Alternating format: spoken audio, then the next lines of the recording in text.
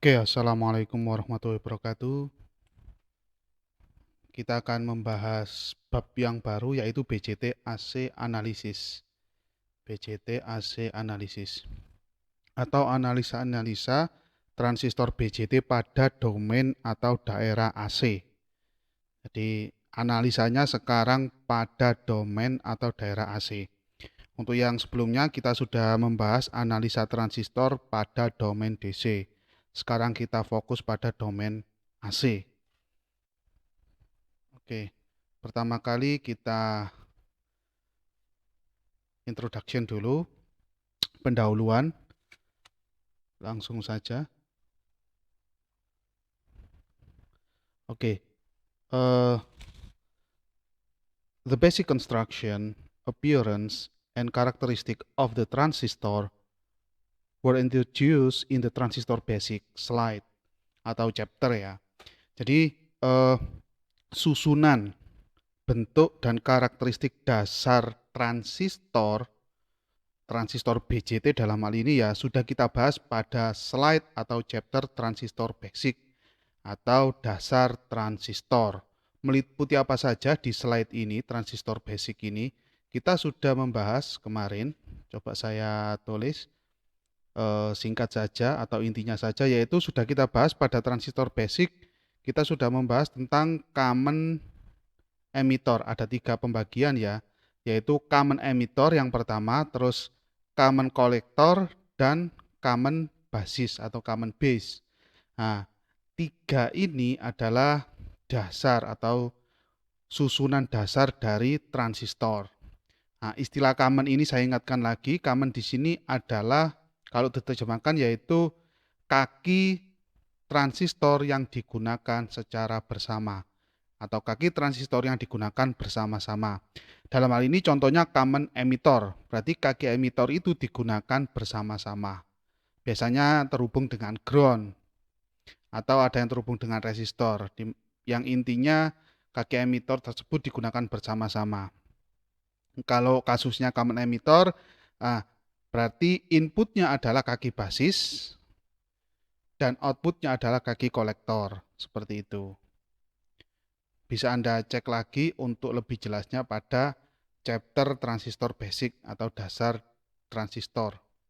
Ada 3. Ini ada 3. Selanjutnya, the DC biasing of the device was then examined in the detail in DC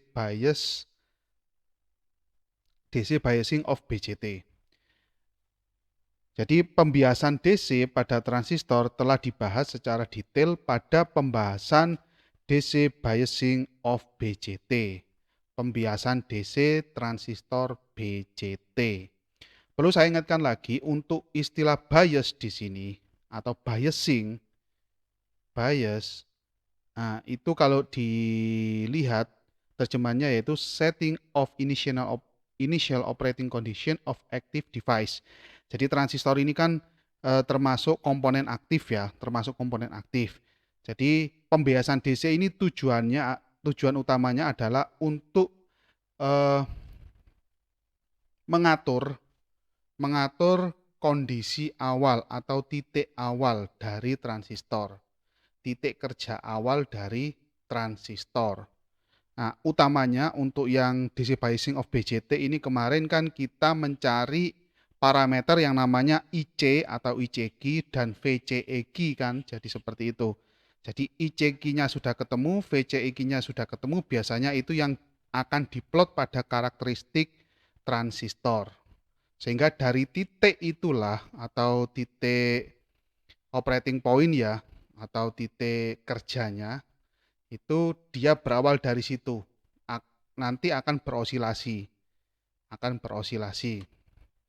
Nah, nanti untuk lebih jelasnya akan dibahas di sini. We now begin to examine the AC response of BJT amplifier by reviewing the models most frequently used to represent the transistor in the sinusoidal AC domain. Jadi sekarang kita akan membahas respon. Nah, dalam hal ini akan saya gunakan kata respon ya, lebih sering kita gunakan kata respon. Di samping bisa juga diterjemahkan sebagai reaksi ya. Jadi kita akan membahas reaksi atau respon pada domain AC dari penguat BJT. Dengan cara apa? Dengan kita meninjau model-model yang sering digunakan untuk menunjukkan atau merepresentasikan transistor pada domain AC. Jadi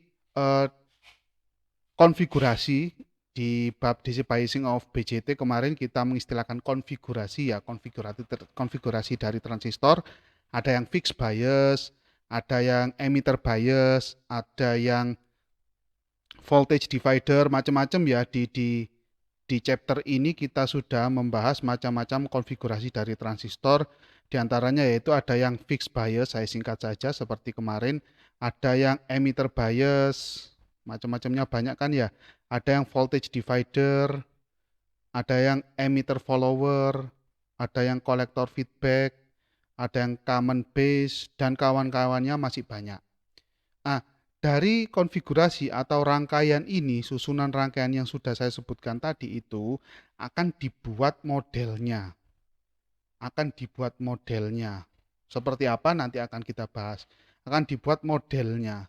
Tujuannya apa? Tujuannya adalah untuk mempermudah dalam analisa pada domain AC.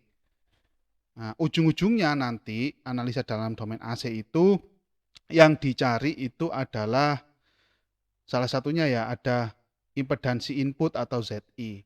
Terus ada impedansi output, terus ada AV, dan nanti AI. AV ini adalah penguatan tegangan dan AI penguatan arus. AV ini pun ada AVNL, jadi penguatan tegangan tanpa beban, dan nanti ada juga AVS, yaitu penguatan tegangan dengan beban dan sumber atau sinyal input, sinyal input. S ini source, jadi penguatan tegangan dengan beban dan sinyal input. Jadi seperti itu. Nah, tujuannya kita membuat model itu biasanya untuk mencari ini. Tujuannya untuk mempermudah mencari ini.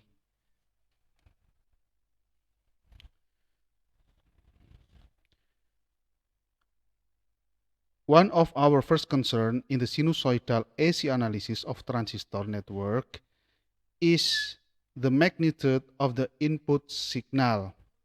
Salah satu fokus kita dalam analisa gelombang AC, dalam hal ini bentuknya sinus ya, dalam hal ini bentuknya sinus. Pada sebuah rangkaian transistor adalah magnitudo atau nilai dari sinyal inputnya. Jadi magnitudo sinyal inputnya itu yang akan kita lihat dulu nanti. Kenapa?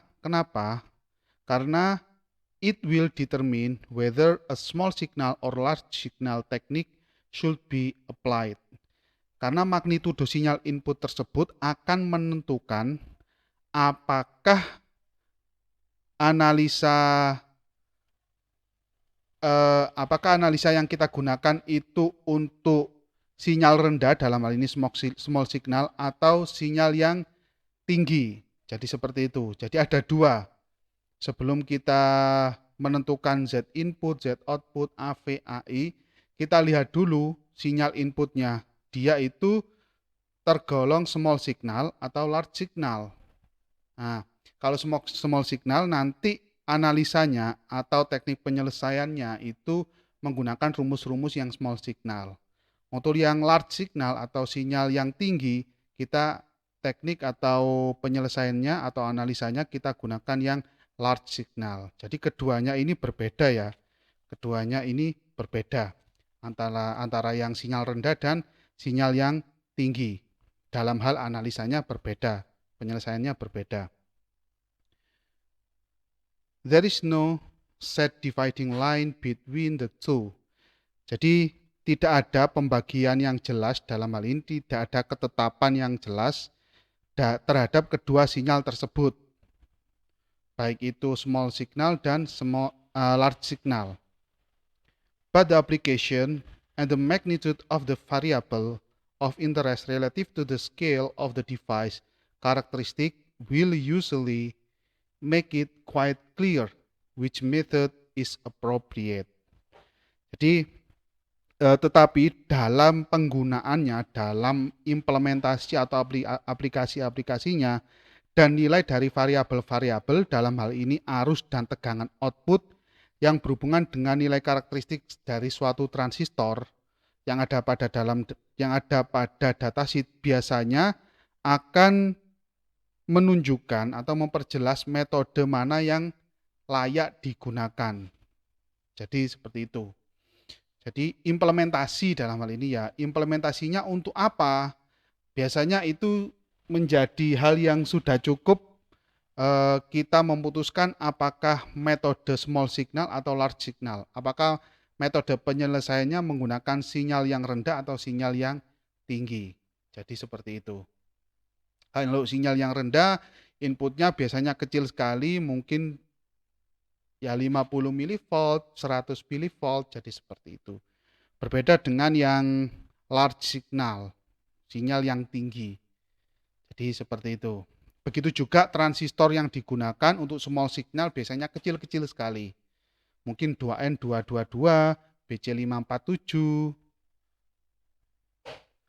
2N5401, C945, jadi kecil-kecil, transistor yang kecil-kecil. Berbeda dengan yang large signal. Transistornya memiliki daya yang besar, dayanya lebih besar, otomatis dari segi fisik juga lebih besar. Tetapi pada bab ini, the smoke signal technique is introduced in this chapter. Jadi pada bab ini kita akan fokus membahas small signal, analisa small signal atau sinyal yang rendah.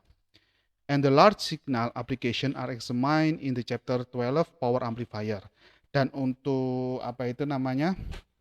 implementasi atau aplikasi-aplikasi dari large signal, sinyal yang tinggi akan dibahas pada chapter atau bab ke-12 tentang power amplifier.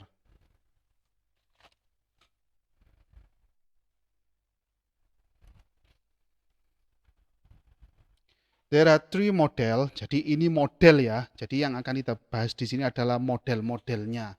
Model dari analisa AC pada transistor. Model yang digunakan apa saja.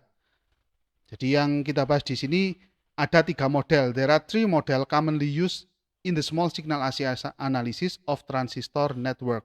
Jadi ada 3 model yang umum digunakan pada analisa AC, analisa transistor pada domain AC menggunakan small signal atau sinyal rendah, yaitu yang pertama RE model, RE model atau model RE. Model selanjutnya yang kedua adalah the hybrid P model, model hybrid P. Dan yang terakhir ketiga adalah and the hybrid equivalent model. Yang ketiga adalah hybrid equivalent. Nah, ada 3 model ya. Yang pertama RE, yang kedua hybrid P, dan yang ketiga adalah hybrid equivalent. This chapter introduce all 3 but emphasize the RE model. Pada chapter ini, pada bab ini kita akan membahas semua model tersebut, tetapi kita akan menekankan pada model RE. Jadi nanti porsi yang banyak dibahas adalah model RE pada bab ini.